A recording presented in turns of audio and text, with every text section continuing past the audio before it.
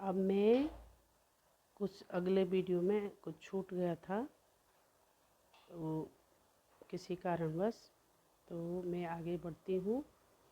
आगे हमने एक एक खाक गाड़े सब भांडे कुम्हार की बात की थी, ठीक है। यहाँ अगले वीडियो में हमने अब यहाँ हम जैसे बाड़ी कास्ट ही काटे आंगनी न काटे कोई अग्नि, अग्नि का मतलब अग्नि, सब घट अंतरि तू ही व्यापे व्यापक धरे स्वरूपे सोही। कहने का अर्थ ये है, यहाँ कवि ने कहा है जैसे बढ़ई का, बढ़ई इसका बाढ़ी का मतलब है, उसका अर्थ हो गया, बाढ़ी का मतलब है बढ़ई जो काठ का काम करता है, ठीक है। काठ का काम करने वाले को बढ़ई कहते हैं। कास्ट लकड़ी हो गई, आपकी लकड़ी हो गई, और अग्नि हो गई आग, ठीक। और घटी, घटी मतलब हृदय होता है, हृदय होता है, हृदय जो दिल हमारा धड़क रहा है। अंतरी होता है हमारे भीतर, आत्मा का वास होता है अंदर। और विस्तृत यानी व्यापक रूप, विस्तृत व्यापक यानी विस्तृत रूप, ठीक है, जो पूर्ण रूप से विस्तृत, ठीक है, विस्तृत, ठीक। स्वरूप है, धरे मतलब रखे, रखता है, और स्वरूप है क्या मतलब स्वरूप होता है, स्वरूप धारण करता है, ठीक है। तो ये था इसका अर्थ।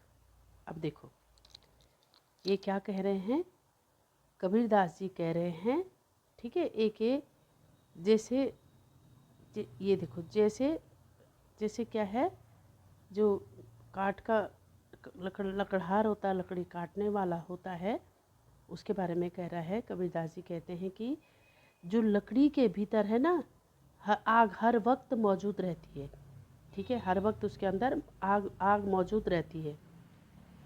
और जो हमको कब दिखाई देती है, जब हम लकड़ी जलाते हैं उस समय हमें वो दिखाई देती है।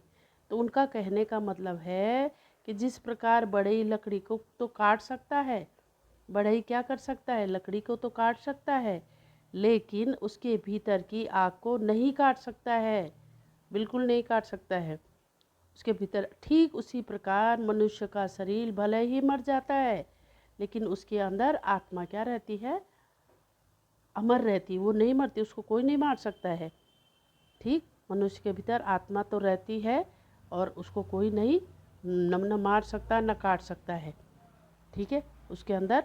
क्योंकि ये शरीर क्या है, नाश्वर है, ये शरीर हमारा क्या है, मर जाना है एक दिन। क्यों, जैसे कपड़े हम पुराने हो जाते फेंक देते हैं उसको, थ्रो, यूज एंड थ्रो।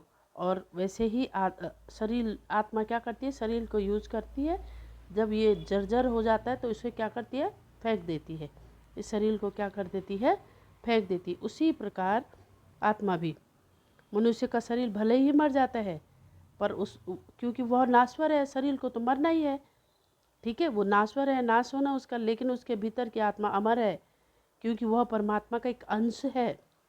ये परमात्मा क्या है, परमात्मा का एक अंश है, ठीक है। उसके अंतर में वो अंश कभी नहीं मर सकता, अर्थात परमात्मा सभी जीवों के अंदर आत्मा के रूप में परमात्मा बसता है। कहने का अर्थ यह है कि सभी प्राणियों के हृदय के भीतर वही ईश्वर अनेक अनेक रूप धर कर व्याप्त है। कोई जीव जंतु, अनेक प्रकार के पशु पक्षी मनुष्य, सभी वो आत्मा ही रूप है, ईश्वर का ही एक रूप है। अंतिम पद देखो, माया देख के जगत लुभानी, माया देख के जगत लुभानी, लुभाना काहे काहे काहे रे नर गर्वाना, क्यों गर्व करता है, निर्भय भया कछु नहीं व्यापे, कहे कभी दीवाना। कहने का अर्थ है यहाँ पर जगत, संसार, जगत का अर्थ है संसार है, जगत का अर्थ क्या है, संसार है। जगत माने क्या होता है, संसार होता। लुभाना मतलब मोहित करना, हम माया मोह करके बैठे हुए हैं, इस संसार के प्रति मोह में पड़े हुए हैं, मोहित हो जाना, होना, ठीक है, होना होगा। और नर का मतलब क्या होता है, मनुष्य होता है। काहे नर, नर गंवाना मनुष्य होता है, ठीक है, नर यानी मनुष्य। गर्वाना मतलब गर्व, घमंड करना, गर्व करना, घमंड करना, गर्व करना है और घमंड करना, यही तो गर्व। निर्भय निर्भय मतलब निडर होकर के, निडर होकर के बहुत अच्छे अच्छे कार्य करो, डरने की कोई ज़रूरत नहीं है। ठीक है। भया, भया का मतलब होता है हुआ। ठीक है, बोलते हैं ना क्या कहा, भया हुआ। ठीक है, हुआ। और दीवाना मतलब बैरागी। किसका बैरागी? ईश्वर का, संसार का, माया मोह, तेरा मेरा, धन संपत्ति, आप दुनिया भर का, उस सब को त्याग की बात कर रहे हैं। ठीक है, क्या ये तो सब क्या है? एक प्रकार का माया मोह है। कहने का मतलब ये है कि जो कबीरदास जी कहते हैं यहाँ, वो उनका कहने का मतलब है कि जो क्या है, प्रभु भक्ति में लीन हो गए हैं। कि उन्होंने कहा है कबीर प्रभु भक्ति में क्या हो गए हैं? लीन हो गए हैं, खो गए हैं, वो उनके प्रेम में डूब गए हैं। वो स्वयं कौन? कबीर। और वो इस सांसारिक माया मोह को छोड़ चुके हैं। तेरा मेरा, प्रॉपर्टी, बैंक बैलेंस, ये सब उनका किसी काम का नहीं। हमारा भी नहीं है, तुम्हारा भी नहीं है। जब मरेंगे तो खाली हाथ जाएंगे। पर हम माया मोह के संसार में बहुत जकड़ चुके हैं। ठीक है, इसलिए कबीर कहते हैं कि हे मनुष्य, तू क्या कर, इस संसार के झूठे माया मोह, भौतिक सुख। भौतिक सुख क्या होता है? बैंक बैलेंस, प्रॉपर्टी और गाड़ी बंगला, नौकर चाकर, ये भौतिक सुख होता है। आकर्षित होकर व्यर्थ में अभिमानी और बहुत घमंड भी कर रहे हैं कि मेरे पास तो इतनी ज़मीन है, मेरे पास तो इतने बड़ी बड़ी प्रॉपर्टी है, पता नहीं कितनी है भगवान जाने। लेकिन हम कभी कभी ढिंढोरा भी पीटते हैं, मेरे पास तो इतना है, मैं तो ये हूँ, बहुत सारे होते ना।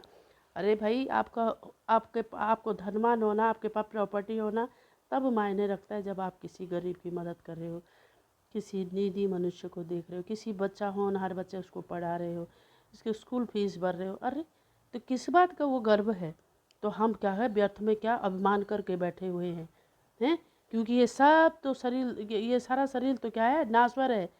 और संसार का माया मोह के बंधन में मुक्त, वो कबीर तो मुक्त हो चुके हैं, आप और हम नहीं हुए। निडर होकर जियो और प्रभु की भक्ति में लीन हो जाओ। ठीक है, उसे जानने व समझने की कोशिश करनी हमको, ईश्वर को। कहने का मतलब ये है कि जिस तरह कबीर जान चुके, उन्होंने समझ लिया है। कबीर जान चुके हैं कि आत्मा परमात्मा एक ही स्वरूप है। आत्मा परमात्मा एक ही हैं और उसी परमात्मा की संतान है, और सारी एक ही ईश्वर की क्या है? संतान है। इसलिए वे सांसारिक माया मोह से क्या हो रहे हैं? दूर होकर, निर्भय होकर, एक दीवाने की तरफ एकदम दीवाना हो गए, प्रभु के दीवाने हो गए। ठीक है, प्रभु की भक्ति में लीन हो गए। उन्हें न किसी माया से, न मोह से, इसको किसी तरह का कुछ लेना देना नहीं है। और वो इन चीज़ों से बहुत क्या हो गए हैं? दूर हो गए हैं। इन चीज़ों से उनको क्या नहीं है? किसी तरह का माया मोह नहीं है। अगर आपको मेरा वीडियो पसंद आता हो तो लाइक करें, शेयर करें और सब्सक्राइब करें। Thank you.